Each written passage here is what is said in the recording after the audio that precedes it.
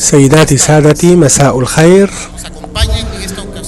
يرافقنا في هذه المناسبة السيد رئيس الجمهورية التونسية السيد مصطفى المرزوقي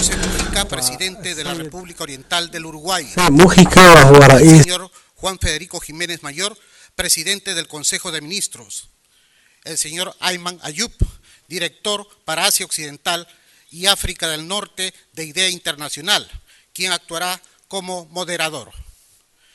Contando con estas ilustres personalidades, nos complace presentar el conversatorio Los presidentes de Túnez y Uruguay dialogan sobre democracia, las experiencias árabes y sudamericanas.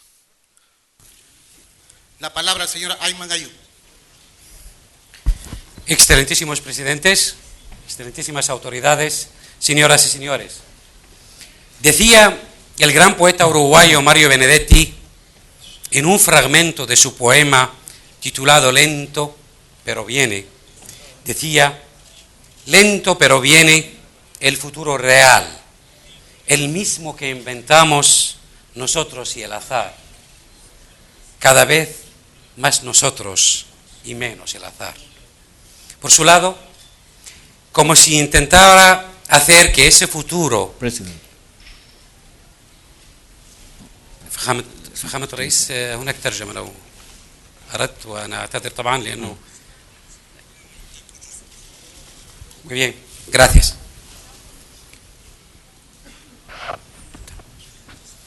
Por su lado, como si intentara hacer que ese futuro llegara más rápido, decía el poeta Mario Florián del Perú en su arenga al peruano: vindícate en la tierra porque estás en tu tierra desde hace eternidades y tu tierra te adora.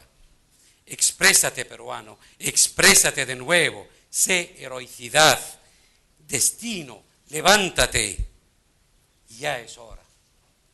Ese futuro, señores, ese futuro que de alguna forma se está haciendo presente en muchos rincones del mundo árabe, estaba muy claro en las palabras también de un gran poeta tunecino, esta vez, llamado Abul Qasim al-Shabbi, que decía, y me van a permitir decirlo en árabe, espero que haya una traducción para ello: إذا الشعب يوما أراد الحياة فلا بد أن يستجيب القدر.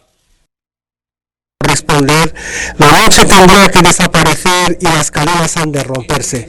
إذن هذا هو مستقبل الكرامة والحرية والمساواة الذي ناضل من أجله آلاف من الشباب في شوارع Damasco, gritando al unísono: abajo la tiranía, abajo el tirano, siguiendo los desgarrados gritos de aquel Mohamed Bouazizi, ese joven tunecino que se inmoló para defender tan solo un gesto de dignidad frente a una dictadura que le había privado de lo más humanamente elemental.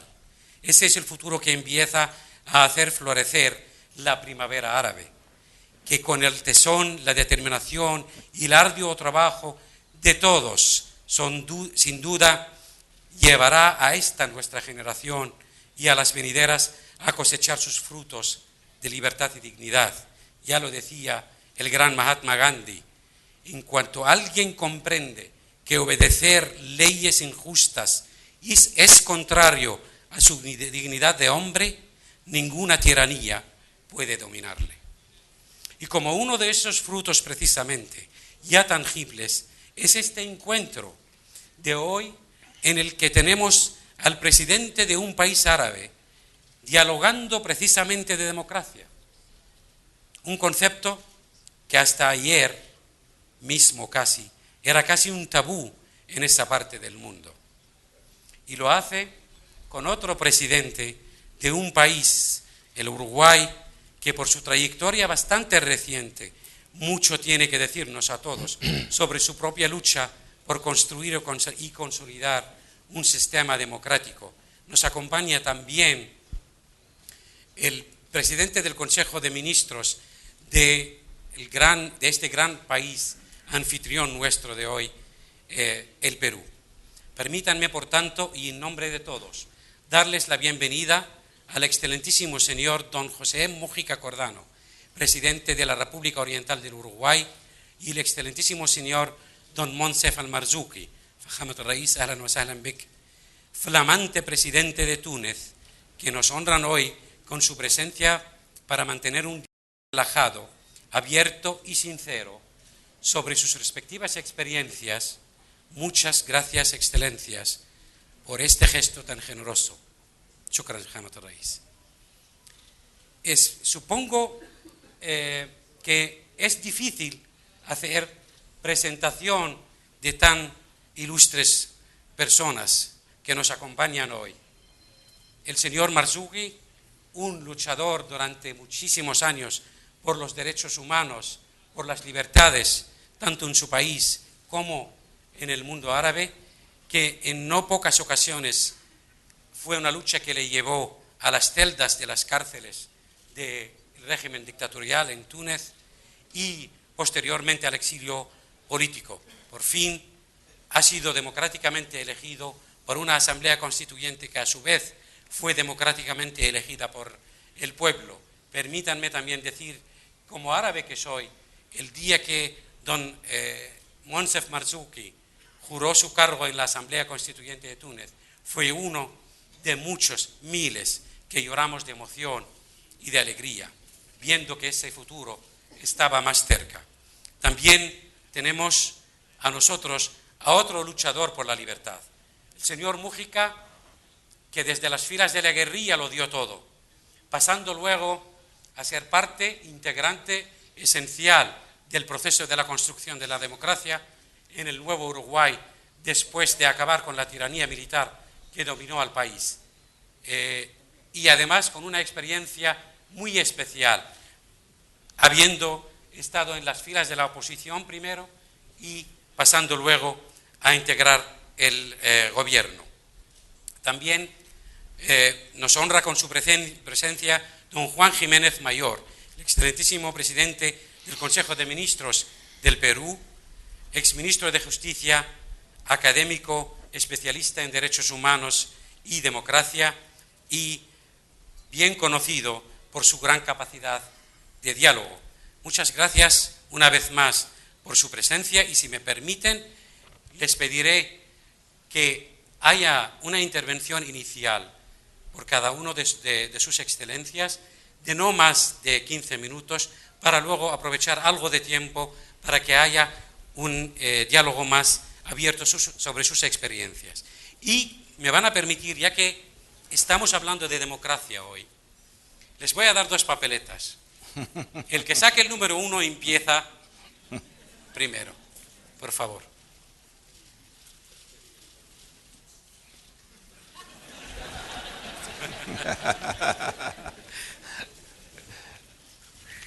Me tocó a mí.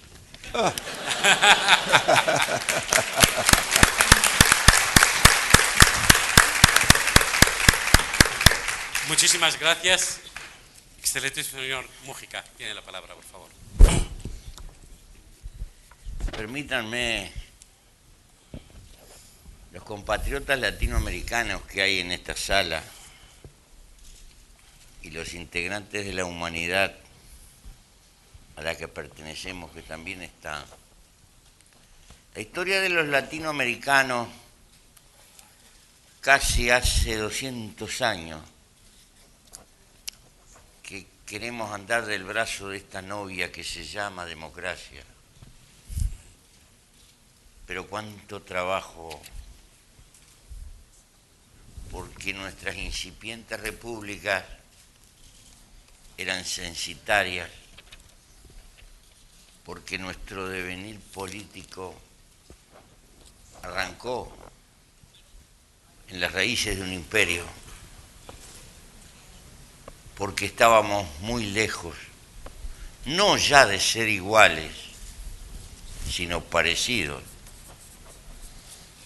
porque nuestras tradiciones fueron descuajadas, porque hubo que hacerlo a los tumbos,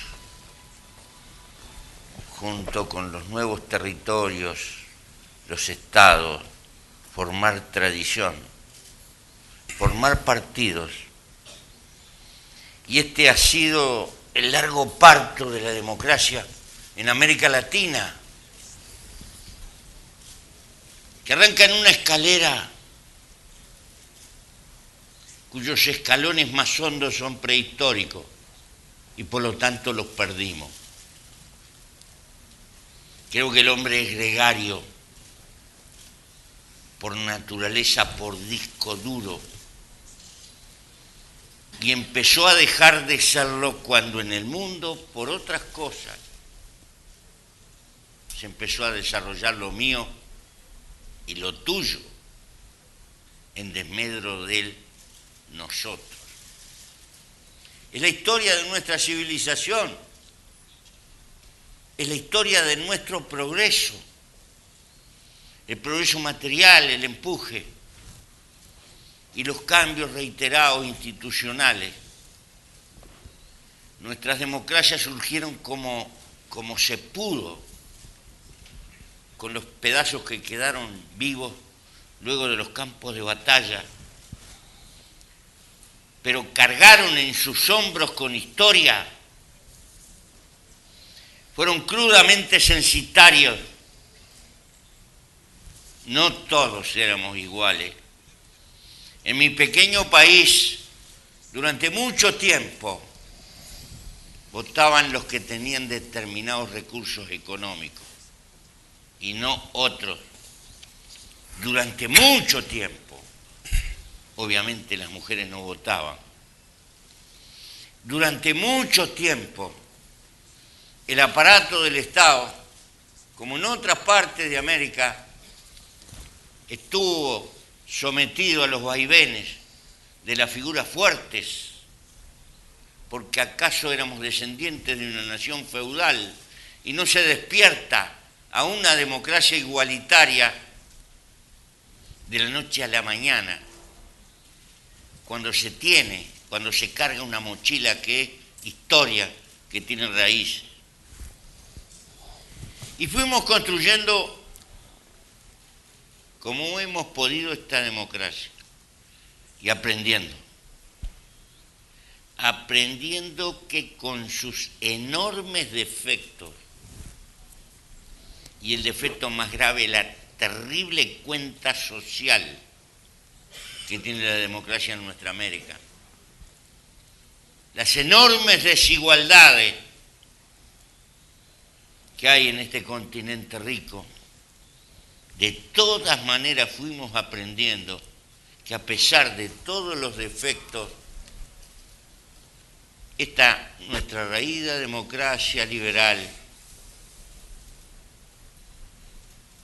era, como decía Churchill, la mejor porquería. ¿Por qué? Porque también fuimos progresando como sociedad. Vertebramos los partidos políticos que en muchos lugares lograron sustituir a los caudillos, verdaderos señores feudales, que tiene mucho que ver con el origen de nuestra historia. Esos partidos, cuando lograron ensamblarse, fueron creando tradiciones políticas que sirvieron para estar antes de los hombres fuertes y después de los hombres fuertes, dándole a la democracia capacidad de sucesión y de recreación ante las coyunturas difíciles. Yo sé que los partidos políticos están plagados de defectos. Son los defectos de nuestras entrañas, de las limitaciones de nuestros humanos intereses, de nuestras poquedades, pero son el esfuerzo colectivo por darnos herramientas colectivas que nos trasciendan en el tiempo para poder ejercer las decisiones democráticas en la forma más cerca de las necesidades de nuestro pueblo. Pero la gran verdad que hemos aprendido es la siguiente. ni tocamos el cielo con la mano, ni nuestras democracias están de una vez para siempre terminadas, ni mucho menos nos creemos la perfección absolutista, que hemos llegado al último peldaño de la historia humana. La democracia no es perfecta, sino eternamente perfectible. Y hoy me doy cuenta, por veterano, que nos estamos asomando a una nueva coyuntura de la humanidad, donde se está creando una civilización de carácter digital que seguramente va a traer a la larga cambios institucionales, recreando nuevas formas de democracia y de participación de la gente. No está madura ni está a la vuelta de la esquina, pero sería reaccionario el no darse cuenta el papel que va a tener la masificación de la libertad de comunicación entre la gente a lo largo y a lo ancho del orbe. En nuestra América, en esta América Latina, la democracia hoy es una causa y un camino. Es una causa porque hemos aprendido que todas las otras formas no nos dan respuesta. Que la democracia tiene un montón de escalones que son cuentas pendientes que tenemos por delante. Pero que además la democracia nos está identificando como continente y es una fuerza creciente que nos ayuda a acercarnos y a estar más juntos.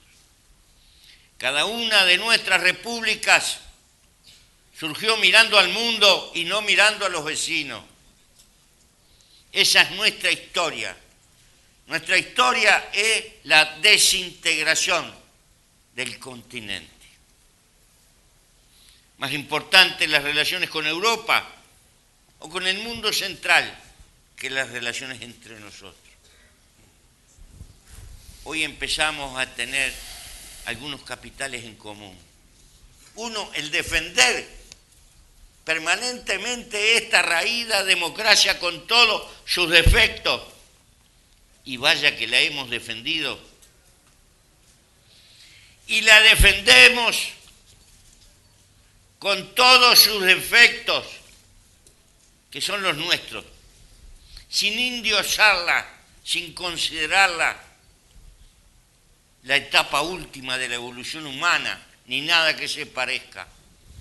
La defendemos porque todo lo otro que hemos padecido nos ha alejado mucho más de los problemas esenciales que tienen nuestros pueblos. Pero también la defendemos por lo mucho que tenemos por delante, y lo mucho que tenemos por delante, entre otras cosas, es integrarnos entre nosotros mismos. Por eso, nunca ha estado más presente este continente cuando se ha parado a defender gestos democráticos de países del continente sin que nadie se lo mandara de afuera y sin que nadie se lo pidiera de afuera, sino como un gesto unánime de defensa común de intereses profundos que nos están acercando. Pero hablar de democracia significa aprender a respetar las diferencias, aprender a convivir con diferencias, y esas diferencias tienen varios tonos. La más cruda, la diferencia de clase, la que nos puede doler más. Pero aprender que no necesariamente esas diferencias son eternas y de una vez para siempre, porque los hombres podemos luchar por democracia y podemos luchar por igualdad entre los propios hombres. Aspiramos no a que nuestro continente sea el más rico, sí, que sea el más justo, el más feliz para los hombres que viven en este continente. ¿Por qué? Porque tenemos un padrón de lengua común, una historia común. Tenemos una gigantesca deuda social con los pobres de nuestro continente. Y solo profundizando la democracia los podemos integrar e incorporar. La democracia no es cosa para pocos. No puede ser la democracia para los que saben leer o para los que tienen acceso a alguna fuente cultural. La democracia nos obliga a barrer de nuestro continente junto a la miseria y la ignorancia.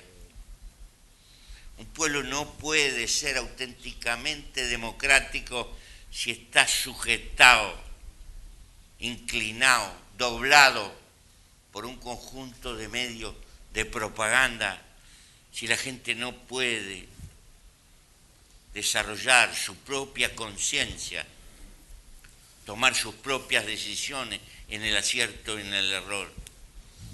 Lo que quiere decir que nuestra democracia tiene mucho terreno que recorrer, mucha justicia que recrear, pero cuando el dolor, cuando la realidad nos golpea, no debemos de abjurar de la democracia. Es con ella y con sus herramientas es que tenemos que aprender a avanzar y a superar las desgracias que llevamos todavía en el seno de nuestros pueblos.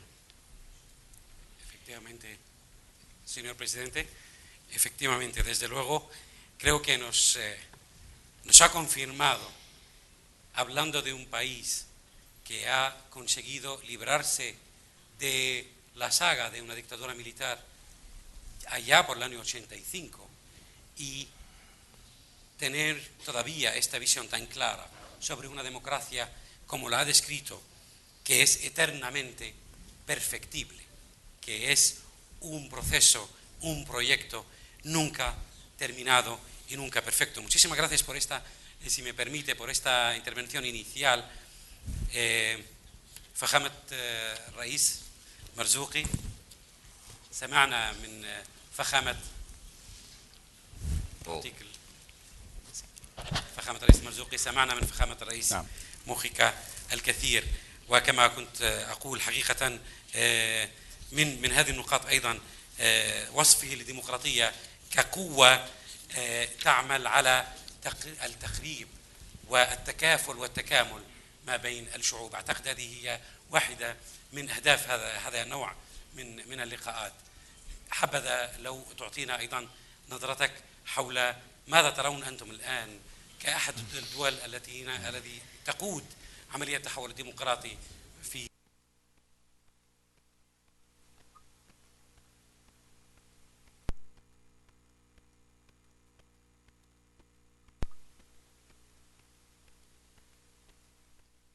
ما الذي يمكن أن أقوله لكم في 15 دقيقة لتقديم هذه الثورات العربية؟ كيف يعني أطرح عليكم جملة الأفكار الهامة بخصوص هذه الثورات. الفكرة الأولى هو أن هذه الثورات لم تأتي من فراغ، من عدم تاريخي. هي تواصل لكل الثورات الإنسانية التي وقعت لنفس الأسباب: الظلم، التخلف، طبقة مهيمنة مسيطرة إلى آخره. وبالتالي الثورات العربية اليوم فيها نكهة الثورة الفرنسية، يعني إرادة الحرية. فيها نكهة بالثورات اليسارية التي قامت في روسيا de las revoluciones que tuvieron lugar en Rusia y en China, que reivindicaron la justicia social, y también tiene mucho que ver con las revoluciones que tuvieron lugar en América Latina. De hecho, nuestra generación, se ha educado en todas la literatura de las revoluciones de América Latina, de Che Guevara, de Allende, de todas esas figuras que han alimentado la imaginación revolucionaria árabe. Por lo tanto, nosotros hemos seguido desde cerca todas esas revoluciones humanas y podemos decir también que hoy día esa ola de cambios hacia la democracia en el mundo árabe más bien es una continuación de todo lo que sucedió después del derribo de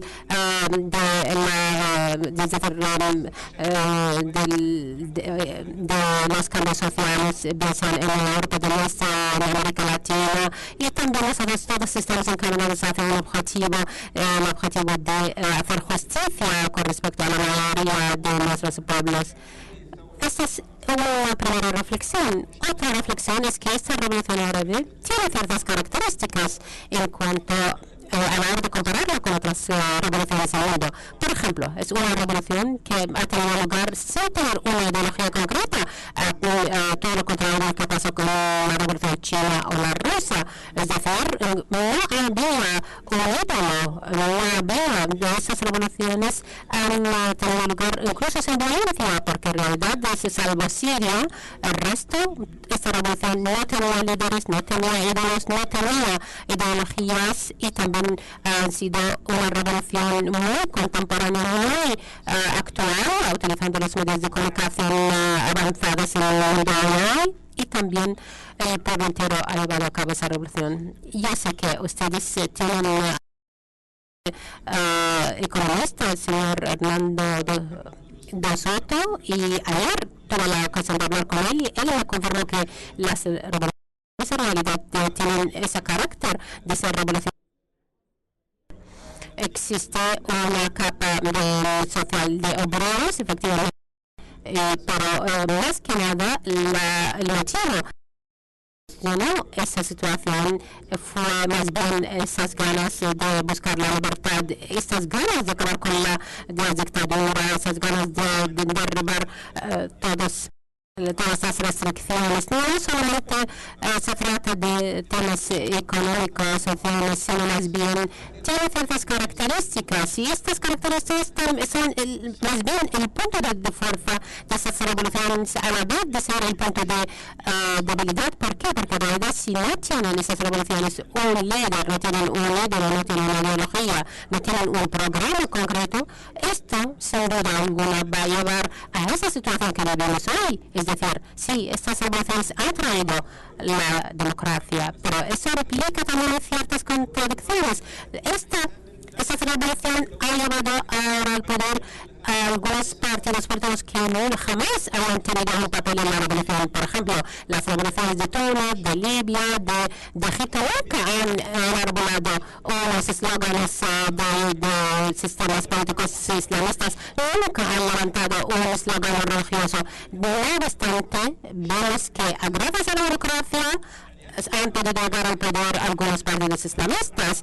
Estos partidos islamistas les puedo asegurar que no han tenido un papel, no han tenido ningún papel en esas revoluciones, porque en realidad eran movimientos perseguidos y tenían su programa, pero la revolución no tenía ningún programa. Es decir, podemos decir ante las comunas que esta revolución que dio el poder a los islamistas más bien les dio un tipo de regalo envenenado. ¿Y por qué digo eso?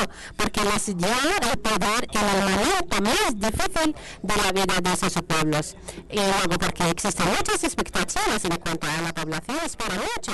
Y también porque ese tipo de revolución árabe no va a ejecutar a nadie, no al estilo de las guillotinas de la revolución francesa, sino más bien si estos gobiernos islamistas que hoy día gobiernan en Túnez o en Egipto, podemos decir que el gobierno de Túnez no es un gobierno islamista al 100%, porque es más bien un gobierno consensuado entre los islamistas y otras fuerzas, pero sí hay que decir que en realidad han sacado los frutos de esas revoluciones los partidos islamistas, pero esto es un regalo envenenado, como he dicho, porque revolución de ellos no están dispuestos ni tienen la capacidad de manejar las situaciones. Por lo tanto, esa revolución que dio poder a los islamistas, tal vez en las próximas elecciones va a retirarles esos votos y así perderán.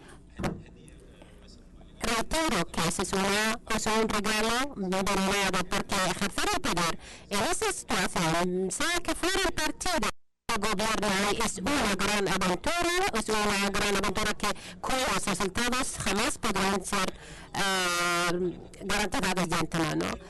Pero también podemos decir que ya que esa democracia, esa revolución ha traído la democracia, vuelve otra vez las fuerzas antidemocráticas podrían aprovechar otra vez la situación en el marco de la democracia para acabar con los logros de la revolución. Por lo tanto, hay muchos puntos importantes en esta revolución árabe. Otra reflexión podría decir que la revolución árabe es continua, es decir, aún no ha acabado la revolución árabe, se lanzó desde Túnez, llegó a Egipto, pasando desde Egipto a Libia, se ha ascendido y llegando hasta Siria. Y la pregunta planteada ahora es, ¿acaso la revolución árabe se está fracasando en Siria, que se ha convertido desde una revolución pacífica, democrática, una revolución más bien violenta, donde están muchos grupos armados, participan ahí, grupos armados que también son más bien enemigos de la democracia? Yo digo lo siguiente, si nosotros miramos ahora la heroicidad del pueblo sirio, los grandes sacrificios que están ofreciendo al pueblo sirio, el pueblo sirio está dándonos una revolución, un mensaje diciendo que nosotros vamos a seguir con nuestra revolución y vamos a acabar con el régimen déspota, y eso lo lograremos tarde o temprano. Es decir, cualquier país que aún no tenga su proveedor árabe se ve hoy día ante dos opciones: o que sigan las reformas verdaderas para acabar con la corrupción, con las elecciones falsificadas, con manipuladas, o la otra opción es que el pueblo os va a derrocar, tal como ha pasado en Libia, como ha pasado en el resto de los países árabes. Es decir, hoy día los pueblos árabes no van a volver nunca a la fecha anterior de las revoluciones árabes, porque en realidad los regímenes árabes ya han caducado, se han caído y no tendrán ningún futuro. Por lo tanto, la revolución árabe no es parará solamente con la revolución siria, sino seguirá hasta el resto de los países árabes. Y espero que llegue el mensaje del pueblo libre, del pueblo sirio, que se ven hoy día en este proceso, que llegue al resto de los países árabes para ahorrarnos la sangre y los sacrificios. También quería finalizar mi palabra diciendo que todas las revoluciones tienen sus propias leyes históricas. Por ejemplo, que las revoluciones siempre implican o entierran un alto precio. Tal vez en Túnez hemos pagado un precio bastante bajo, pero nuestros hermanos sirios o libres han pagado unos precios muy altos. Esa es la primera máxima, que todas las revoluciones tienen su alto precio. También que todas las revoluciones, otra máxima es que existe la antirrevolución. Hoy día en Túnez sabemos que existen fuerzas antirrevolucionarias que quieren dar marcha atrás. Y nosotros intentamos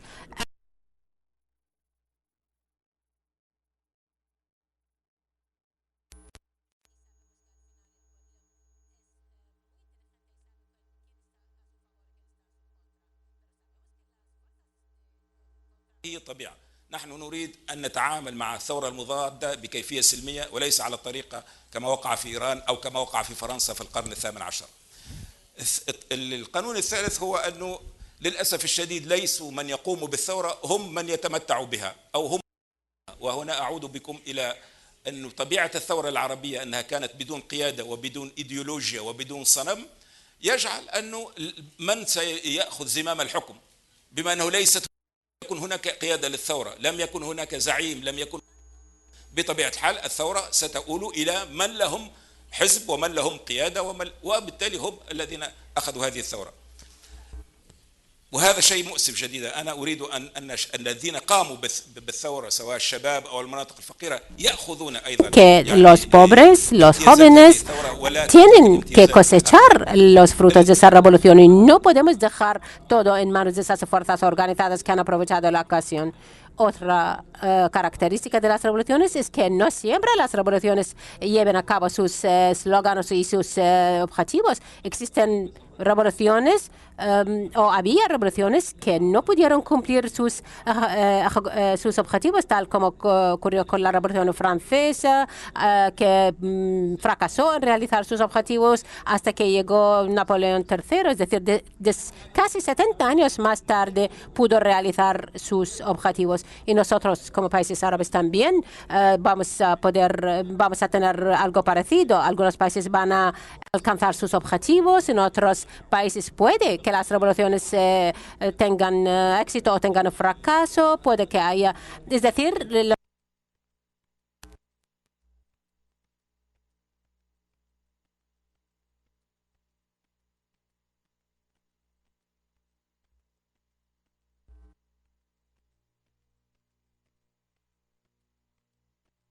كل الإمكانيات على الإيجابية والسلبية.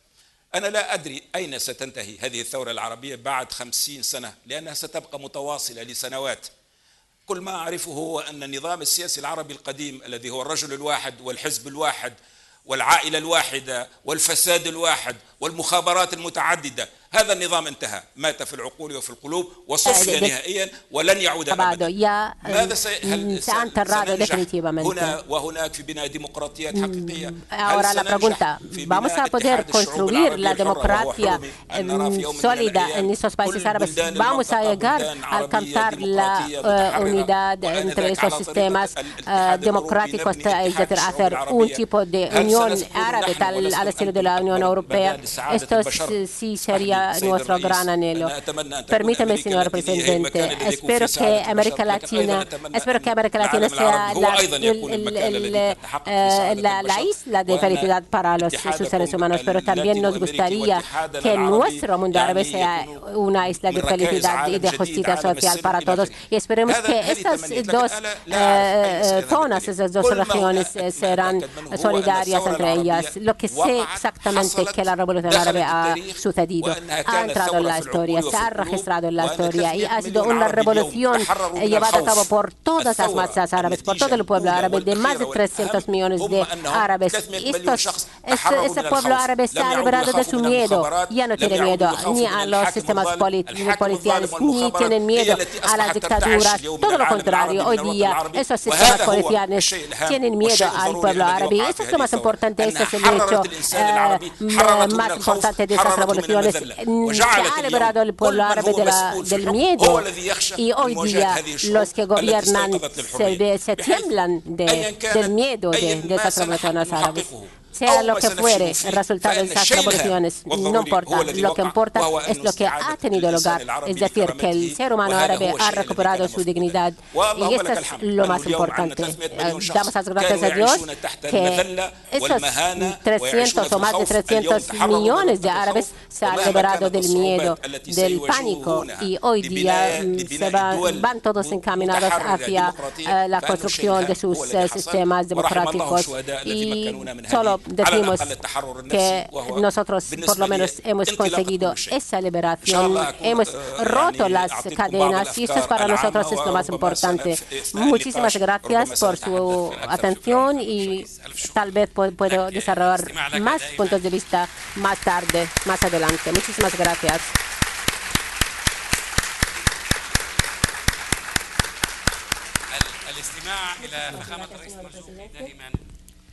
يزيد المرء إصرارا وإقرارا ومضيا نحو الأمام حقيقة في استكمال الثورة وبناء النظام الديمقراطي. بعد سماحك سننتقل إلى اللغة الإسبانية لو تكرمت.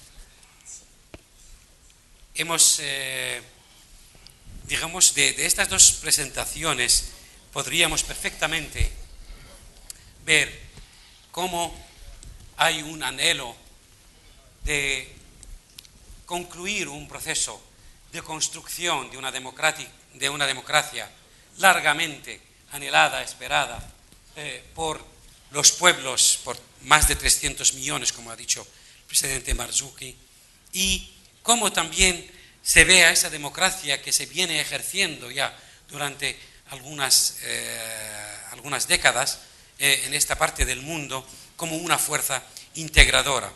Llama la atención que a la vez que se convierte en esa fuerza integradora, está siendo vista como algo que conlleva muchos dilemas, como los ha descrito el presidente Marzuki.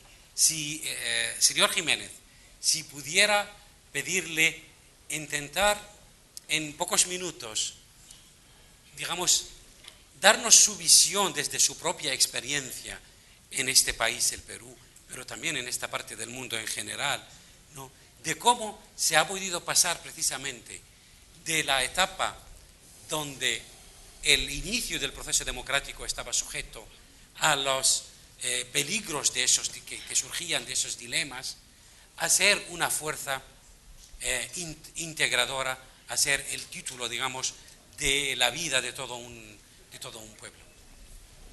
Bueno, muchas gracias, excelencias, señores presidentes. Yo primero quisiera informar que estamos siendo transmitidos en la línea de internet hacia los países árabes y hacia América Latina. Este evento lo estamos viendo seguramente muchos hermanos de los países árabes y de América, y creo que es importante porque nos dibuja la integración que estamos buscando en este evento y en esta reunión de presidentes. Lo segundo que quisiera resaltar es la presencia de dos presidentes, dos personalidades, dos luchadores sociales, y yo quisiera resaltar esto de manera enfática, por el caso del presidente Mujica, su trayectoria democrática, su trayectoria por la lucha social. ما فعله في إطار النضال الاجتماعي وهو شخصية محورية.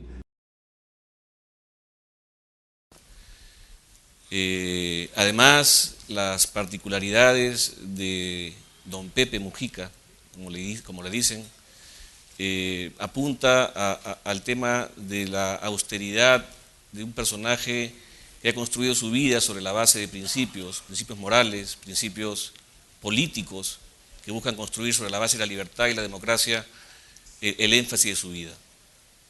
Y también en el caso del presidente Monsef Marcoussi, que desde los 10 años ya conoció los avatares de la independencia, conoció seguramente en ese momento los peligros que también implicaba la construcción de la independencia y la democracia. Hoy día se ha hablado también de miedo, se ha hablado de trabajo, lo que cuesta la democracia en los países, y creo que es importante saber que estamos frente a dos personas que conocen muy bien el miedo, conocen muy bien lo que significa luchar, combatir la dictadura, combatir estos espacios en donde la libertad muchas veces es encerrada, es encajonada, y creo que es importante resaltar eso. Además, en el caso del presidente Marcoussi, el tema fundamentalmente de su promoción permanente, el énfasis que ha dado en su vida al tema de los derechos humanos. Es un elemento fundamental en su vida, y creo que es parte de lo que hoy día él, además como médico cirujano, como médico de profesión, pregona. Efectivamente, creo que no podemos hablar de democracia sin hablar de que estamos frente a escenarios difíciles, y sobre todo en América Latina y sobre todo también en los países árabes. Nosotros hace apenas 12 años recuperamos la democracia en el Perú, y esto lo que implica es que estamos permanentemente en una situación, digamos, en donde la democracia no es un elemento que podamos tener de algún modo como parte del activo de América Latina, sino es un elemento que tenemos que ir construyendo y protegiendo permanentemente. La democracia tiene muchos riesgos, tiene muchas amenazas, es evidentemente el mejor sistema de gobierno, su capacidad de poder construir el escenario de respeto, de tolerancia, es el marco más adecuado, pero sin embargo las condiciones en que muchas veces la democracia se desarrolla en nuestros países puede tener muchos riesgos. En América Latina solemos decir que tenemos problemas en la democracia, pero no problemas con la democracia. Pese a que sentimos que muchas veces la democracia no llega a cumplir las expectativas de toda la comunidad, pese a que tenemos, por supuesto, bolsones de población que no comparte el progreso, que no comparte el crecimiento, y el reto que justamente debemos tener en democracia es ver de qué manera podemos hacer que la democracia sea finalmente el aparato, el escenario en donde podemos efectivamente hacer que la igualdad sea finalmente también un derecho que la gente reclama, pero que muchas veces no lo damos. Y ese es el reto de los gobiernos, ese es el reto del sistema político para poder construir mejores mecanismos dentro de la democracia que permitan que podamos todos estar juntos en el proyecto democrático y no tener entonces voces altisonantes, voces que quieran destruir el sistema democrático. Esto es muy complejo porque tenemos escenarios de violencia en la democracia, sin duda que sí. Tenemos grupos que buscan afectar la democracia, sin duda que sí. Existe gente interesada también en aprovecharse de la democracia. Lo que tenemos que ver en el gobierno es de qué manera construimos un sistema político y un sistema económico con todas las garantías que permita la convivencia pacífica y la convivencia armónica dentro de la comunidad. Hace algunos años, la gran preocupación en América Latina era la reinserción o la inserción en la comunidad económica internacional. Es decir, en ver de qué manera estamos insertados en los circuitos económicos, en los circuitos financieros, en qué manera un Estado es respetado o respetable desde el punto de vista contable. Y por muchos años, en América Latina, dejamos el espacio de construir una comunidad democrática. Pero ya se habla de la inserción de todos los países en la comunidad democrática internacional. Y esto creo que es un elemento importante del mundo de hoy, que todos tenemos que tener en cuenta a efectos de establecer que efectivamente estamos en un mundo global, pero en un mundo que es democrático, y un mundo que promueve los valores democráticos, que promueve los derechos humanos, que promueve sistemas políticos coherentes con estos principios. Y eso es un elemento importante que tenemos que fortalecer. El Perú ha sido promotor de la Carta Democrática de la OEA, la Carta Democrática Interamericana, que promueve justamente la participación política en el marco democrático de los países. Porque se da el fenómeno hoy día de democracias o gobiernos democráticos que se pintan también con ciertas formas antidemocráticas o que postulan elementos de dictaduras frente a lo que es normalmente la democracia. La democracia finalmente no son solamente elecciones, son formas de gobierno, pero en los espacios que se están construyendo, que han estado construyendo, Perú ha sido víctima justamente de eso, de una dictadura con formas democráticas, pero que evidentemente no tenían ningún respeto por los principios fundamentales de la democracia. Y esto creo que es lo que tenemos que señalar como elementos que no ayudan a una integración regional y por supuesto que no ayudan en el marco interno de los países para la construcción de los sistemas políticos que respeten los derechos fundamentales. En el Perú, en el gobierno del presidente Humala, estamos empeñados en la construcción y el fortalecimiento de la democracia, en la plena vigencia de las libertades, en la plena vigencia de la libertad de expresión, pero también en un elemento que es esencial para este gobierno, que es la temática de la inclusión social, es decir, de la participación de aquellos bolsones de pobladores, de gente del país, que no está insertada en la modernidad, que no tienen derechos fundamentales por lo mismo, personas que ni siquiera tienen identidad en el país y que por lo mismo no pueden acceder a ningún servicio público ni a ninguna posibilidad de ayuda del Estado. Los elementos centrales de la democracia tienen que hacer que las personas tengan derechos. Sin derechos no hay democracia, y esto es lo fundamental para la construcción del gobierno del Perú. Estamos en eso, creo, alineados en una tendencia que busca el mayor equilibrio en los aspectos de igualdad. América Latina es la región más desigualitaria del mundo. Aquí hay gente muy rica y gente muy pobre, y el gran reto de los gobiernos es justamente cómo hacer equilibrar estas posiciones.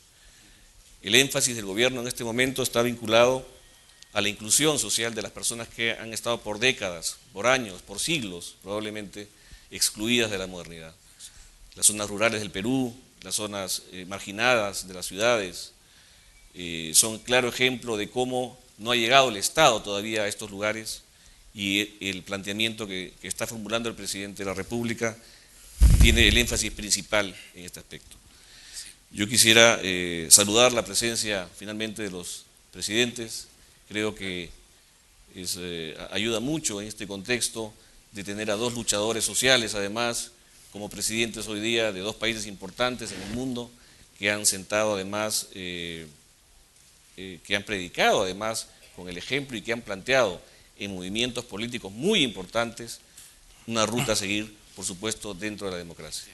Muchas gracias. Muchísimas gracias, señor Jiménez.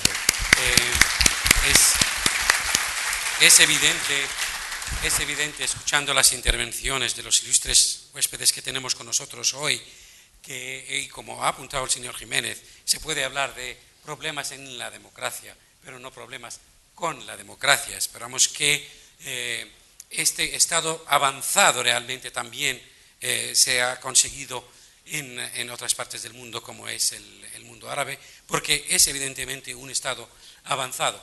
De todo lo que se ha dicho queda bien claro que la democracia, o esa novia, como la ha descrito el señor Mújica, es como algo frágil, como que está sujeta a muchos peligros cuando está naciendo, pero también cuando está creciendo y cuando se va haciendo más y más mayor, realmente.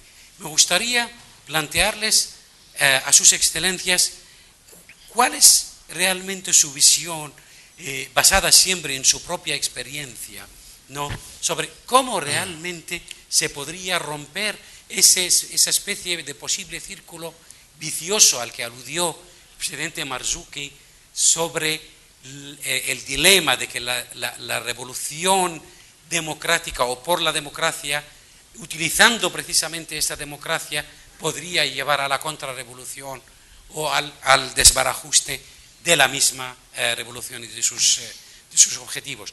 ¿Cómo se podría realmente atravesar, o cómo han estado ustedes consiguiendo atravesar esos pasos iniciales y luego los pasos siguientes, o qué visión se tiene desde el otro lado sobre ello? Señor Mújica, por favor. Cuando las dictaduras llegan a su término, por las razones que fueran, en los movimientos populares se produce una eclosión, una gigantesca alegría. Florecen todos los sueños y todas las demandas. Y los hombres y las mujeres nos parece que entramos en una era distinta. Después empiezan a pasar los meses y vuelven las realidades materiales, las limitaciones del trabajo, las injusticias en el reparto social, las carencias, porque podemos hacer caer una dictadura, pero no podemos rápidamente elevar las consecuencias históricas de muchísima dictadura a lo largo de muchas décadas. Entonces,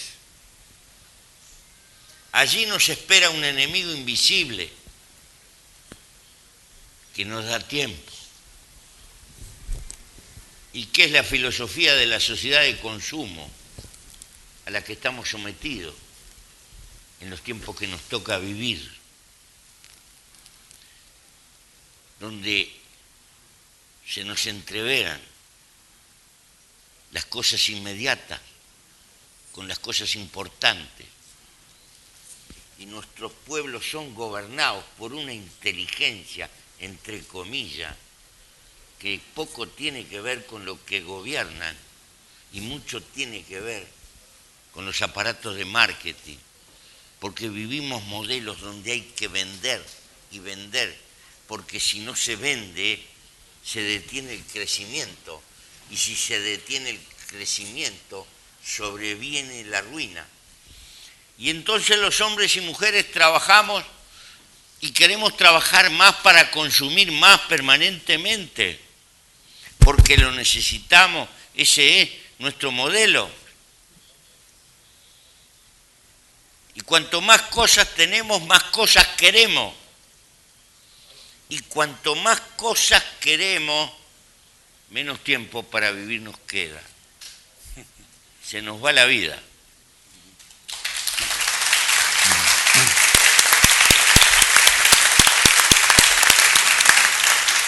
¿Por qué? Porque la política no debe de abandonar el campo de la filosofía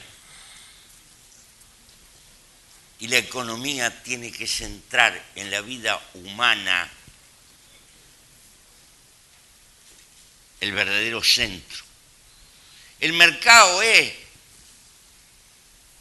imprescindible como distribuidor de recursos. Hay, pero de aquellos que creen que la justicia social y la felicidad va a venir de la mano del mercado. Sentate en el cordón de la vereda. Es imposible. Por eso tengo que resumir lo que pienso. Por eso, ideas, organización, esfuerzo colectivo, con todos los defectos, construir conciencia colectiva, porque es una lucha acumulativa, es una larga escalera, una larguísima escalera. Y la cosa no termina con voltear a la dictadura, apenas el desafío de ir creando un mundo por lo menos un poco mejor que el que nosotros heredamos. Y esa lucha es tan fuerte y tan larga que necesita sucesión, porque nuestra vida humana es corta. Necesita que queden otros y otros y otros y otros y otros que hacen el cerno de su vida, la esencialidad de lo mejor de su vida en la tarea de intentar construir un mundo menos egoísta y un poco mejor. No puedo decir más porque no tengo tiempo y tengo que resumir. Muchísimas gracias, muchísimas gracias. Excelencia.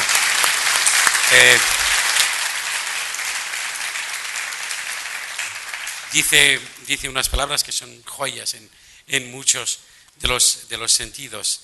فخامة الرئيس أود لو سمحت بناء على ما تفضل به فخامة الرئيس موخيكا حبذا يعني لو تخبرنا كيف يمكن لهذا التحول podemos, cómo esta transición democrática en Túnez y en el mundo árabe, cómo esta transición democrática puede inspirarse en las experiencias de América Latina, y sobre todo si tenemos en cuenta que aquellas personas que llevaron a cabo transiciones democráticas en otras partes del mundo reconocen que el proyecto está inacabado y que por lo tanto hay que seguir trabajando con el fin de mejorar el nuevo sistema democrático.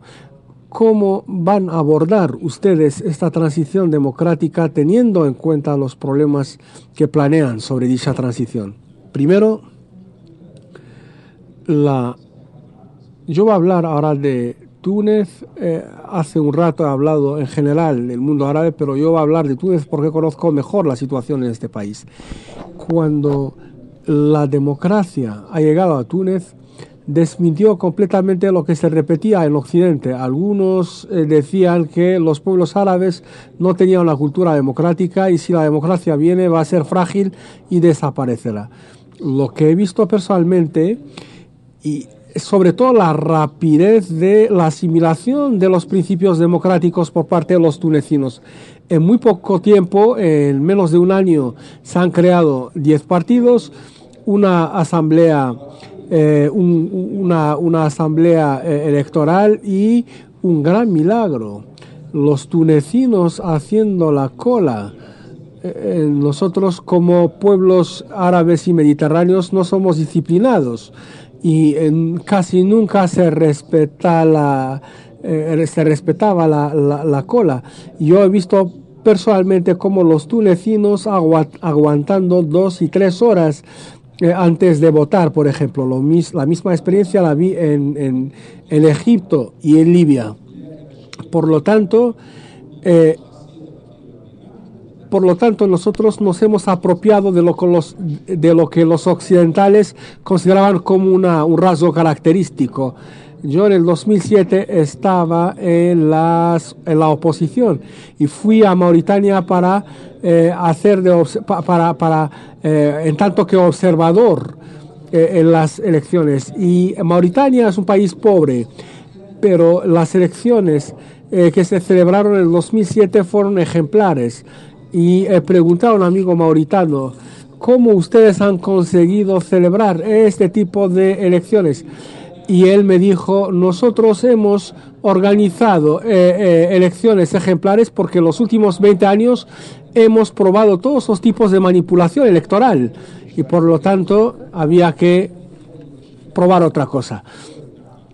Entonces, ¿cuáles son los peligros que amenazan la democracia? No se trata de un peligro que viene de la gente, de las mujeres y los hombres que quieren tener una opinión, que quieren vivir en el respeto.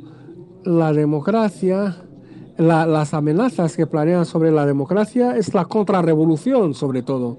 Estos grupos que han perdido el poder, el dinero y el respeto artificial no puede desaparecer así. Por lo tanto, estas fuerzas procurarán trabajar tácitamente con el fin de conspirar contra la democracia, a veces incluso utilizando las herramientas democráticas. Ahora, en Túnez tenemos un problema. Los medios de comunicación están en manos de esta contrarrevolución y esta contrarrevolución está ejerciendo una presión sobre el gobierno, está difundiendo un caos dentro de la sociedad y también está crispando la vida política. Pero también existe la conciencia de que estos medios de comunicación están orientados por ciertas fuerzas que intentan cambiar el curso de la historia. Pero también tengo miedo por los mismos demócratas. Los demócratas, si no respetan los principios democráticos, si ceden a la tentación de la especulación democrática, en este caso el pueblo va a perder la confianza y la contrarrevolución podrá ganar.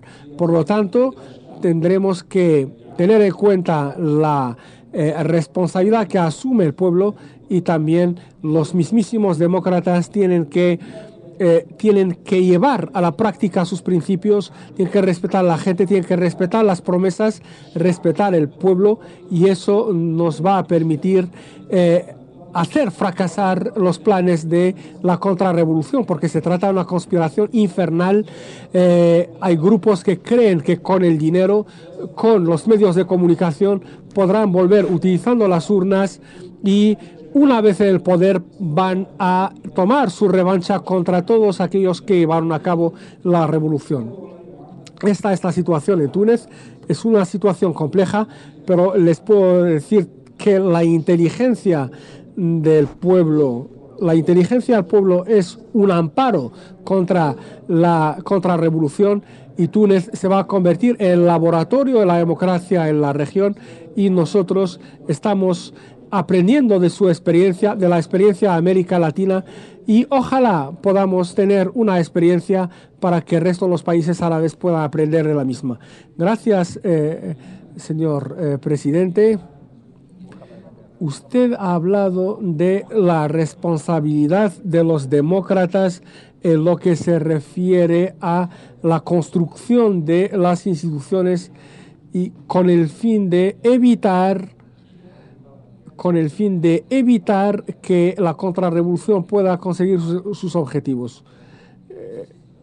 لست أدري ما إذا كان عندنا شيء من الوقت.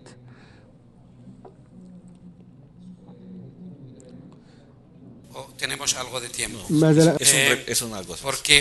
Porque me gustaría, con su permiso, por favor, y sobre todo, volviendo a lo que dijo el presidente Marzouki antes, de que aquellos que hacen la revolución normalmente no son los que disfrutan sus frutos.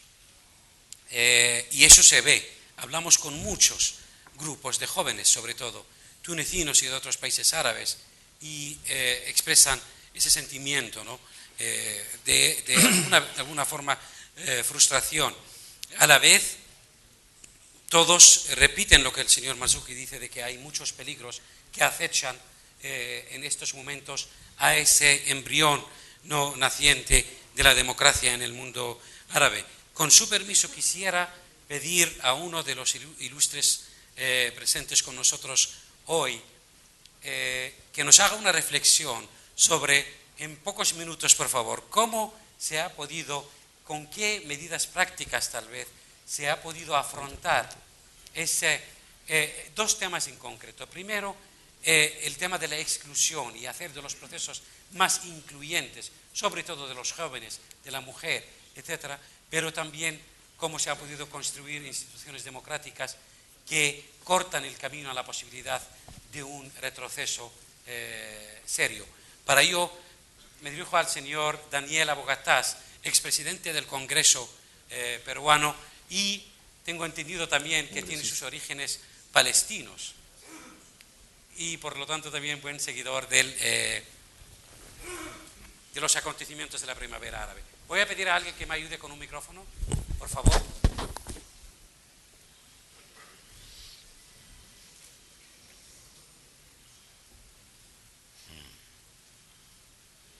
Aquí, por favor.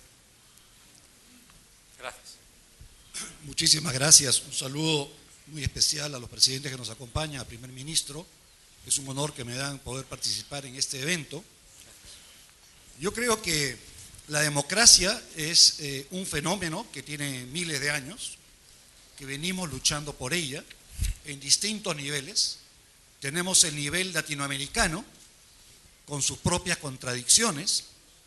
Tenemos el nivel del mundo árabe, que muy bien nos ha descrito el presidente de Túnez, que por un momento, en el entusiasmo de su exposición, yo seguía avanzando en su discurso respecto a la revolución y cuánto iba avanzando la revolución, y después me dije, mejor me voy corriendo a echar gasolina a mi carro, porque si sigue avanzando la revolución, el mundo se queda probablemente sin gasolina. Y yo quiero traer esto a colación, que es una preocupación permanente desde mi época de estudiante, que todos luchamos, y a mí me tocó luchar contra una dictadura, la dictadura de Velasco Alvarado. Luchamos contra las dictaduras, pero ¿cómo es que el orden internacional el día de hoy, que todos luchamos por la democracia en nuestros propios continentes, en América Latina, en Medio Oriente, en Europa, tengamos un sistema internacional absolutamente dictatorial. ¿Y cuál es la posición? Yo quisiera pedirles, por favor, tanto al presidente de Túnez, al presidente Mujica, ¿cuál es la posición institucional de un país que está sometido a una democracia en la Asamblea General de las Naciones Unidas y a una dictadura en el Consejo de Seguridad? ¿Cuál es el mensaje que estamos enviando a los pueblos cuando le decimos, lucha por la democracia acá, pero la dictadura viene de arriba? Muchas gracias. Muchas gracias, señora Boataz, por esta reflexión tan importante, evidentemente. No sé si me han hecho alguna señal. Bien, por favor, indíquenme cuando tengamos problemas de tiempo. Quisiera como haciendo un seguimiento del proceso en Perú. Tengo entendido que, entre otros temas de actualidad en la vida democrática del Perú, se plantea una vez más la reforma electoral, de los marcos legales en el tema electoral. El tema electoral es un tema absolutamente candente en la mayoría de los países árabes ahora mismo, y en el caso de Túnez en concreto, como ha apuntado el presidente Marzouki, después de haber podido constituir una comisión electoral independiente que ha podido realmente llevar a cabo un proceso electoral ejemplar por primera vez, ahora mismo se pone otra vez el tema sobre la mesa y hay una discusión muy a fondo sobre qué modelo electoral y qué modelo de administración electoral queremos ahí. Supongo que en estos temas Túnez, como muchos otros países, podría beneficiarse de las experiencias que se están viviendo, sobre todo en esta parte del mundo, que tal vez es una región puntera en muchos de los aspectos electorales. Señor Jiménez, si usted nos podría decir algo sobre dónde están o cómo se podría, el caso de Túnez, beneficiarse de este ejercicio de reforma que ustedes están emprendiendo ahora, después de unos cuantos años probando también un modelo que ha probado ser exitoso. Sí, muchas gracias. Bueno, no voy a contestar la pregunta de don Daniel Bogataz, sería muy aburrido, hay que esperar sí, a los presidentes. Pero sí quisiera en el tema electoral señalar lo siguiente, y lo digo porque estuve en algunas misiones de la OEA, misiones electorales. Yo no lo sabía, y supongo que hay muchos peruanos en el auditorio, pero la posición del sistema electoral peruano en América Latina es de las mejores. Tenemos uno de los mejores sistemas electorales a nivel técnico, a pesar que el año 93 se decidió desestructurar el modelo peruano a través de 3 entidades que administran el sistema electoral, pero aún con esta debilidad, digamos, que implica tener un órgano dividido o un sistema dividido, tenemos un modelo que técnicamente es muy bueno y que tiene altas implicancias, digamos, de poder ser de alguna manera seguido, y por supuesto creo que con todas las posibilidades de poder brindar cooperación técnica a otros países. De tal manera que estamos nosotros dispuestos para poder cooperar con cualquier posibilidad de mejora de algún sistema electoral. La OEA sé que sigue de cerca el proceso peruano y permanentemente está llevando expertos peruanos hacia otros países, inclusive en apoyo a sistemas electorales para procesos electorales a nivel técnico, y creo que es importante esto como una experiencia que el Perú aporta también en el ámbito de los países árabes para poder desplegar o desarrollar algún tipo de experiencia técnica, ¿no? Sin duda alguna, desde nuestra propia experiencia, creo que podemos certificar de que ahí hay mucho que aprender, desde luego, de estas experiencias. Lamentablemente, como siempre, el tiempo vuela. Me están indicando que ya es casi hora para el siguiente acto. Pero oficial. Permítame contestarle a aquel señor. Sí, por favor. Por favor.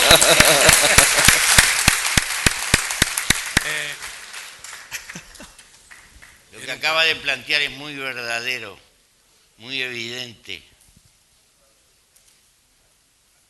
Por esa razón estoy acá. Mis viejos huesos no les gusta andar viajando, porque sabe una cosa, envejecer es no querer salir de casa. Pero en este mundo, para que no le impongan, hay que ser fuerte. Y para ser fuerte, los débiles tenemos que estar juntos para crear fuerza. Y si no, somos una hoja al viento. En palabras reales, integrarnos, conformar nuestro propio sistema, nuestra propia meta y darnos cuenta que necesitamos, en un mundo que se estrecha, unidades mucho mayores que las que hemos construido. Recortados en 20 o 30 repúblicas en este mundo, no pesamos frente a los estados multinacionales de carácter gigantesco. China es un viejo estado multinacional, la India lo es. Europa está construyendo el suyo delante de nosotros y la potencia del norte ya sabemos. ¿Qué hacemos? Las repúblicas latinoamericanas atomizados, cada cual mirando desde un puerto el tamaño y la fuerza del mundo. O nos juntamos o nos seguirán imponiendo. Esta es la cuestión. Muy bien. Gracias, señor presidente.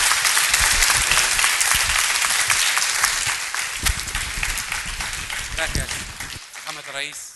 كلمة أخيرة فيما يخص الاستقلال. الثورة العربية لم تأتي فقط للعرب بالكرامة وإنما أتت Revolución Árabe no nos ha traído solamente la dignidad, sino también la independencia, porque esta vez la independencia ha emanado de una revolución, no una revolución manejada por parte de servicios de secretos de inteligencia ni por ninguna otra parte, porque sabemos que las dictaduras fueron apoyadas por servicios secretos y por otras fuerzas internacionales. Hoy día hemos recuperado nuestra dignidad y nuestra independencia, algo que jamás vamos a desperdiciar otra vez. Muchas gracias.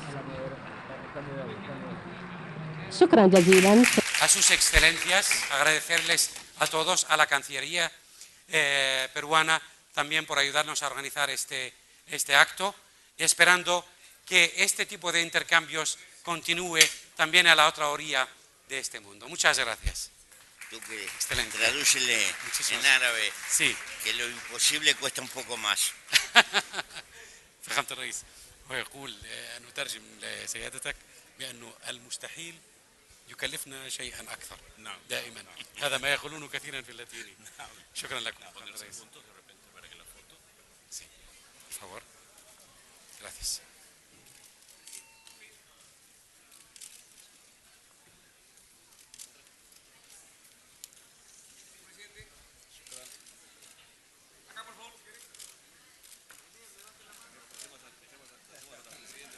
Okay. Gracias. Gracias.